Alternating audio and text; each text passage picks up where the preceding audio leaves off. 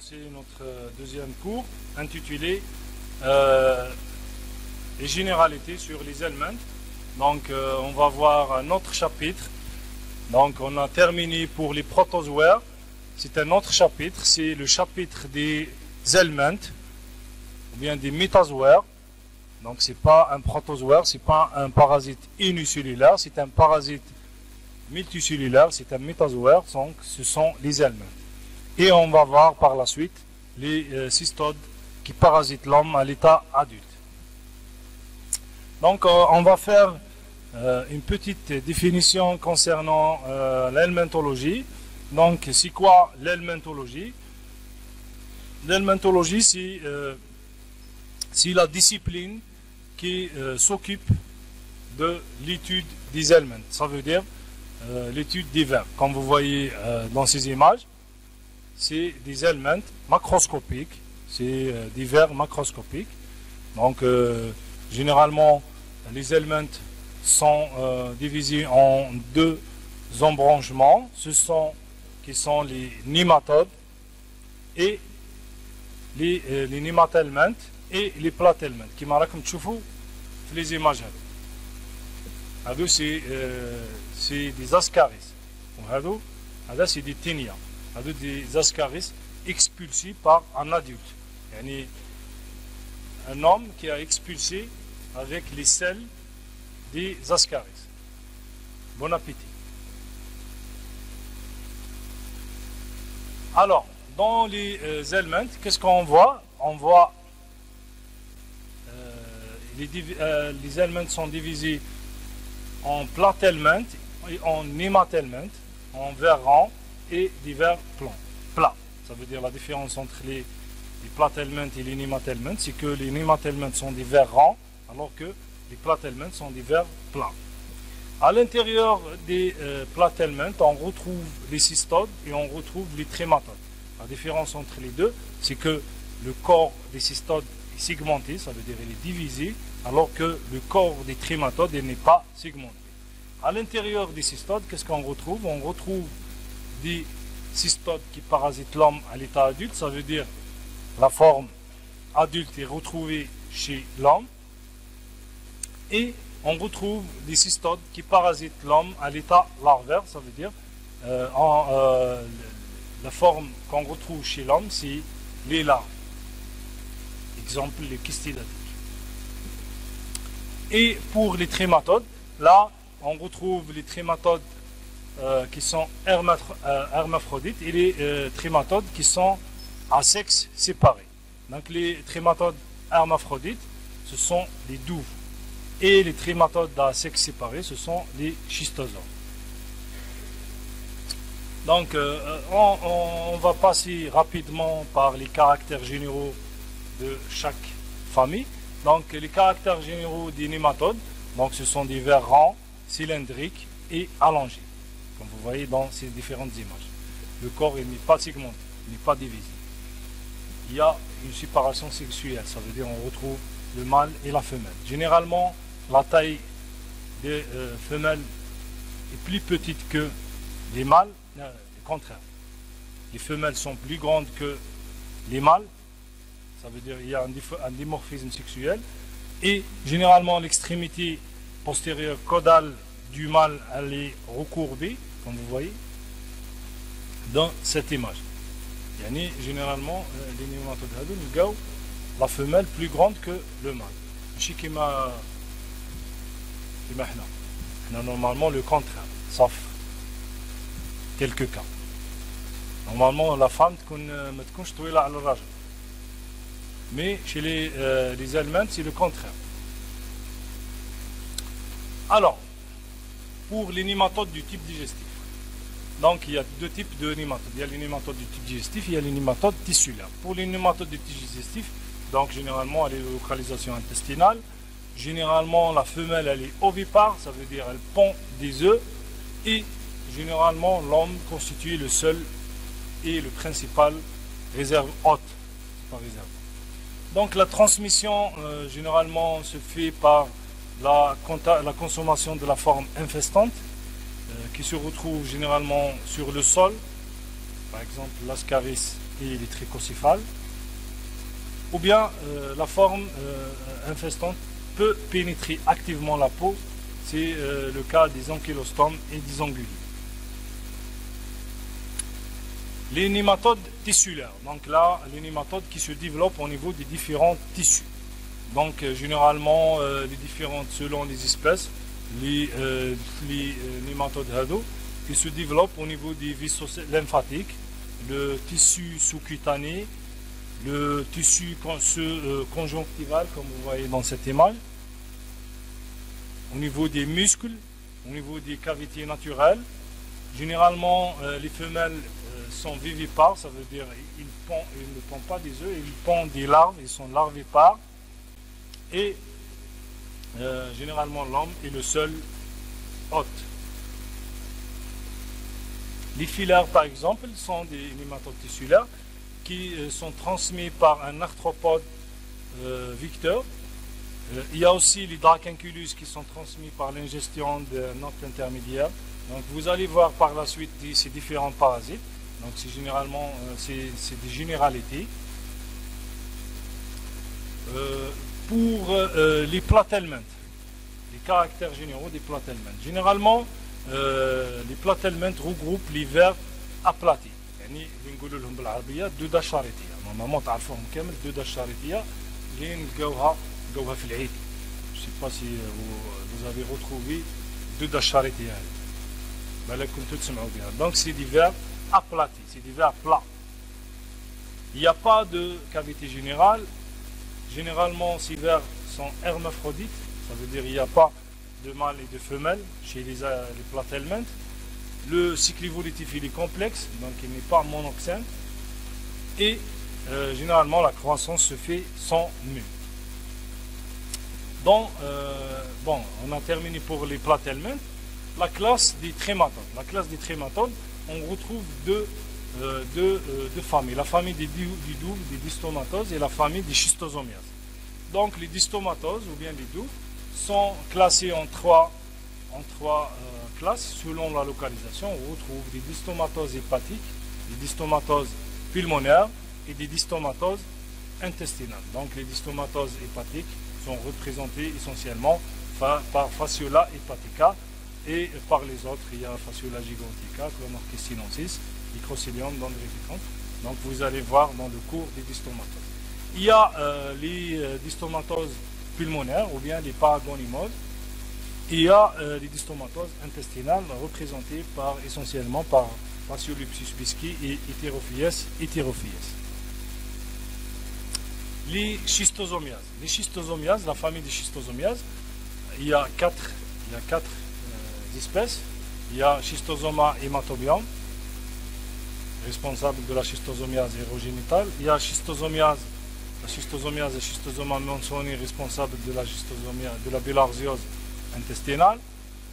Il y a la Schistosoma intercalatum, responsable de la forme rectale. Schistosoma japonicum, responsable de la forme artério-veineuse. Schistosomiase ou bien la bilharziose, normalement تعرفوها. كاين واحد normalement تعرفوه مات بلا bilharziose. كان يعوم في الفلوف بزاف. normalement كنا تفرجتوا المسلسل تاعو. مات بلا bilharziose. La maladie de la bilharziose, c'est une maladie érogénitale.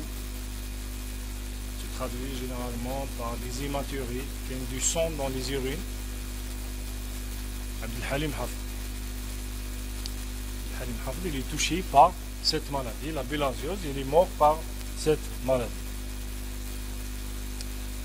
Donc la dernière classe, c'est la classe des cystodes. Donc les cystodes ou bien les ténias, généralement ils sont de localisation intestinale. Généralement il n'y a pas de système digestif. On distingue, chez l'adulte on distingue, le corps est divisé en trois parties. Il y a le scolex ou bien la tête, il y a le cou et il y a le strobile qui est constitué par les anneaux. Généralement les ténias sont hermaphrodites. Donc il n'y a pas de séparation sexuelle. Le cycle évolutif des helminths. Généralement, le cycle évolutif des helminths, il comprend des stades successifs. Ces stades sont faits par des larves, des différents stades de larves, pour arriver au stade adulte. يعني l'évolution يبدأ une larve, ensuite يكبر يرجع adulte. Généralement pour les cycles des aliments monoxènes, c'est un cycle direct. Par exemple le cycle d'Ascaris lombricoides qui passe par un seul hôte intermédiaire. Et il y a certains éléments qui ont un cycle hétéroxène complexe qui passe par deux ou plusieurs hôtes différents. Exemple, les schistosomiases qui nécessitent le passage par plusieurs hôtes intermédiaires. La reproduction des éléments. Les éléments, comment ils se reproduisent. Comme vous voyez, comme nous allons voir par la suite, la plus grande partie du corps des éléments est faite par généralement les organes de reproduction. Car la survie des éléments dépend de leur énorme fertilité et la taille de la femelle dépasse généralement celle du mâle.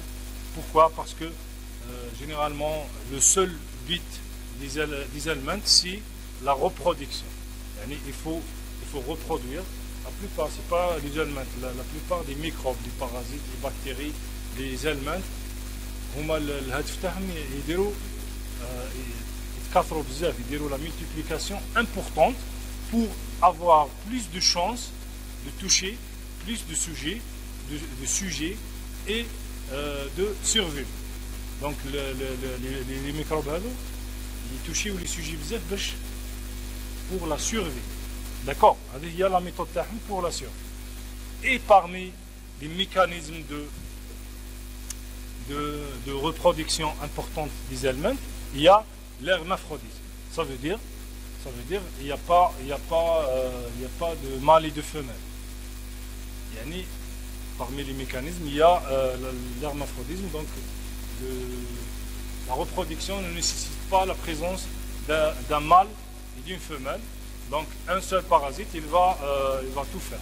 Donc il y a une juxtaposition des organes reproducteurs des deux sexes. Donc donc il y a les testicules de l'élément juste à côté des ovaires de l'élément, toujours le même élément. Il y a une reproduction permanente chez cet élément. Donc c'est pour cela qu'il y a une reproduction importante. Deuxième mécanisme, si la parthénogenèse, ça veut dire si la reproduction à partir d'un seul ovule non fécondé, même il n'est pas fécondé, il va y avoir plusieurs individus. Donc exemple, c'est l'angululose, c'est le Strongyloides stercularis.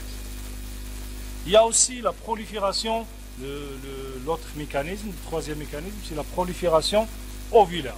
Ça veut dire, c'est la ponte d'un grand nombre d'œufs. Les éléments ils vont pondre des milliers d'œufs. Les œufs ils vont être dispersés dans la nature.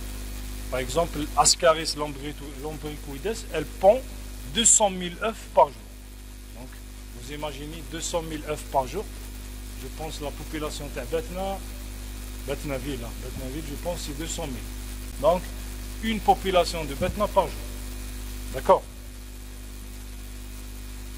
Il y a le quatrième mécanisme, c'est l'attachement du mâle à la femelle. On retrouve par exemple chez les schistosomes, dans ce mécanisme, généralement il y a l'attachement du mâle à la femelle. La femelle elle forme une gouttière et le mâle va se loger dans cette gouttière et cet attachement va favoriser une fécondation permanente aussi. Le dernier mécanisme, c'est la polyembryonie, ça veut dire c'est le développement d'un grand nombre d'adultes à partir d'un seul œuf. Donc, un seul œuf, il va donner des larves et ces larves vont donner des adultes. Donc, à partir d'un seul œuf, il va y avoir des milliers d'adultes. L'épidémiologie des éléments. Donc, à l'exception de quelques éléments, la plupart des éléments sont mondialement répartis, donc ils sont cosmopolites. Généralement, les éléments sont des endoparasites. Ils peuvent infecter l'intestin, par exemple les ascaris et les ankylostorches. Ils peuvent infecter le tissu musculaire, par exemple les trichinelles. Ils peuvent infecter le tissu sous-cutané, par exemple les onchocertes. Aussi, ils peuvent infecter les vaisseaux sanguins, comme les schistosomes, ou bien les vaisseaux lymphatiques, comme les filaires. La voie de transmission des éléments est différente. La transmission des éléments peut se faire par voie orale. Exemple, les ascaris, donc la contamination de l'homme se fait par voie orale. La consommation de la viande crue ou insuffisamment cuite, exemple les tinnias, les différents tinnias. Il y a aussi la contamination par l'ingestion du parasite dans les crudités, donc la consommation des crudités souillées par le parasite, c'est le cas de Dicrocelium latam, les différentes eaux. La contamination par l'ingestion du parasite dans l'eau contaminée par l'hôte intermédiaire, exemple, on consomme de l'eau qui contient les cyclopes. Ou bien la contamination par la pénétration active de la peau saine par des larves d'ankylostome par exemple, ou bien des larves d'angulus. L'homme aussi peut être contaminé par des arthropodes vecteurs. C'est le cas des filaires, les différents filaires. Donc, l'homme peut rattraper ces filaires par la piqûre d'un arthropode. Le diagnostic de laboratoire des éléments. Comment on fait le diagnostic? Donc, généralement, les éléments sont macroscopiques. Les éléments, on peut les voir à l'œil nu. Généralement, le malade, il peut le parasite, il dit voilà, qu'est-ce que je retrouve? Donc, là, on peut faire l'identification macroscopique. Généralement, les spécialistes, quand on voit un parasite, on dit qu'il s'agit de tel ou tel parasite. Donc, on fait l'identification macroscopique. Donc, cette découverte peut être fortuite ou bien, par exemple, une découverte par le passage de filaires dans les conjonctives de l'œil. Donc, on le voit à l'œil nu. Parfois, on ne peut pas faire l'identification macroscopique. Donc, on a recours à des techniques microscopiques. Donc, on fait l'identification microscopique. Comment on fait l'identification microscopique? C'est par la recherche, par exemple, la recherche des œufs ou bien des larves dans les selles. C'est le cas des ascaris et des ankylostomes, aussi des angulules. Aussi la recherche des œufs dans les urines. C'est le cas des schistosomes, des schistosomiases à schistosoma hématobion. Ou bien la recherche des œufs dans les biopsies rectales, le cas de la schistosomiase intercalatum. Recherche des œufs dans le prélèvement périanal, on fait un scotch test anal à la recherche des oxyures.